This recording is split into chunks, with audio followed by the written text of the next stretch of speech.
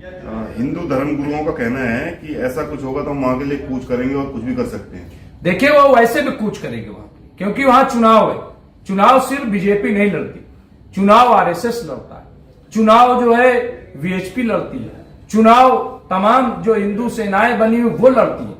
तो कूच तो उनको वैसे भी करना है, कोई बयान दे न दे। और मुझे तो शक हो रहा है, मुझे लग रहा है कि हुमायूं कबीर जो है वो ममता बनर्जी की सरपरस्ती में नहीं चल रहे, उनको जरूर कोई इशारा मिला होगा और वो जो है इन दिनों वो माफ कीजिएगा, लग रहा है बीजेपी के सरपरस्ती में चल रहे हैं। और बहुत मुमकिन है कि चुनाव आते आते हुमायूं कबीर एक पार्टी बना ले टीएमसी से निकल कर। लेकिन मैं जानना चाहता हूं कि अयोध्या में भव्य राम मंदिर बन गया, सुप्रीम कोर्ट के फैसले पे बना, भव्य राम मंदिर बन गया।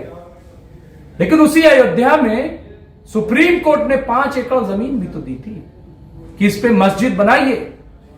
मैं जानना चाहता हूं कि आखिर आज तक मस्जिद क्यों नहीं बन पाई।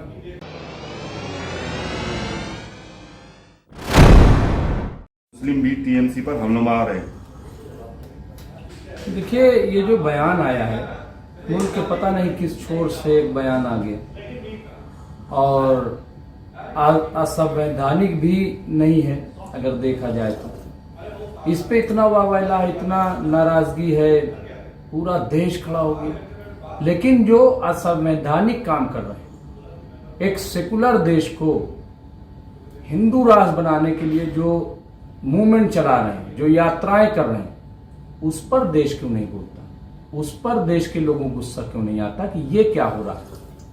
मैं उसको बावलापन कहूंगा जो हो रहा है वहां पर, मैं उसकी हिमायत नहीं करता। लेकिन हमें बताएं कि क्या बाबर लफ्ज जो है वो गैर कानूनी है क्या?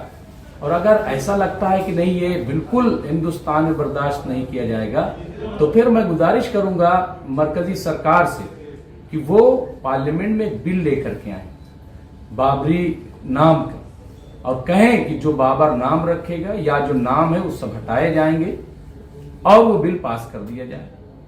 इसलिए मुझे लग रहा है कि ये बिला वजह की राजनीति है, नंबर 1। नंबर 2 ये कि वहां पे ये ऐलान कर दिया गया तो वाहवाही मचा हुआ है तमाम। लेकिन मैं जानना चाहता हूं कि अयोध्या में भव्य राम मंदिर बन गया, सुप्रीम कोर्ट के फैसले पे बना, भव्य राम मंदिर बन गया। लेकिन उसी अयोध्या में सुप्रीम कोर्ट ने 5 एकड़ जमीन भी तो दी थी कि इस पे मस्जिद बनाइए। मैं जानना चाहता हूं कि आखिर आज तक मस्जिद क्यों नहीं बन पाई। और जो लोग कहते हैं ना कि बाबरी मस्जिद जो है वो अब बर्दाश्त नहीं किया जाएगा, नाम बर्दाश्त नहीं किया जाएगा, माफ कीजिएगा, सुप्रीम कोर्ट का जो फैसला आया है वो इसीलिए आया है, 5 एकड़ जमीन दी गई है क्योंकि बाबरी मस्जिद को गिराया गया। वरना आप बताइए दुनिया के किस फैसले में ऐसा होता है? क्यों 5 एकड़ सुप्रीम कोर्ट ने जमीन दी? जाकर के सवाल करें। और एक चीज, चूंकि बीजेपी की मैं इस मामले में तारीफ करूंगा कि चुनाव बहुत अच्छा लड़ती है। बिहार का चुनाव जिस दिन नतीजे आए उसके एक दिन पहले ही से, क्योंकि एग्जिट पोल ने बता दिया था कि जीत रहे हैं और उनको भी पता रहता है सेटिंग कि जीतना है, उसी दिन से ये दूसरी जगह माहौल बनाने लगते हैं। अब वहां पे घुसपैठी आ रहा है तो कहां आ रहा है? बंगाल में आ रहा है। अब वहां बाबरी मस्जिद भी बनने लगी। अब वहां पे जो है बांग्लादेश कनेक्शन भी वहां जुटेगा, जैसा कि अभी हमारे एक साहब ने कह दिया। ये सब कुछ अब बंगाल में होगा, बाकी दुनिया भूल जाए। दिल्ली में लोग सांस नहीं ले पा रहे, लेकिन केंद्र सरकार को बिल्कुल फिक्र नहीं। दिल्ली की सरकार जो बीजेपी की होगी उसको भी फिक्र नहीं, एमसीडी में बीजेपी उसको भी फिक्र नहीं। लेकिन बंगाल में वो बावला क्यों बोल गया उसकी फिक्र हो गई।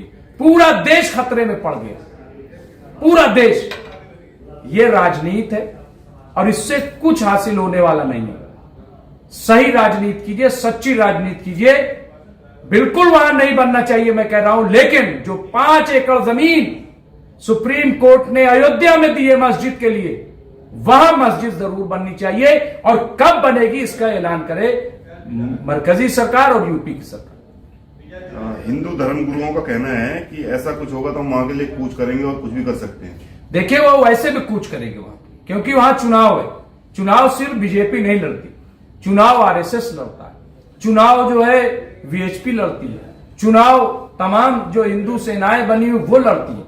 तो कूच तो उनको वैसे भी करना है, कोई बयान दे न दे। और मुझे तो शक हो रहा है, मुझे लग रहा है कि हुमायूं कबीर जो है वो ममता बनर्जी की सरपरस्ती में नहीं चल रहे हैं, उनको जरूर कोई इशारा मिला होगा और वो जो है इन दिनों वो, माफ कीजिएगा, लग रहा है बीजेपी के सरपरस्ती में चल रहे हैं। और बहुत मुमकिन है कि चुनाव आते आते हुमायूं कबीर एक पार्टी बना ले टीएमसी से निकल करके।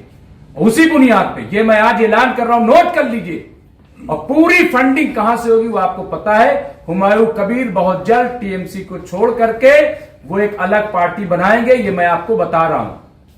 और चुनाव का माहौल बनाया जाएगा और बीजेपी उस पर राजनीति करेगी।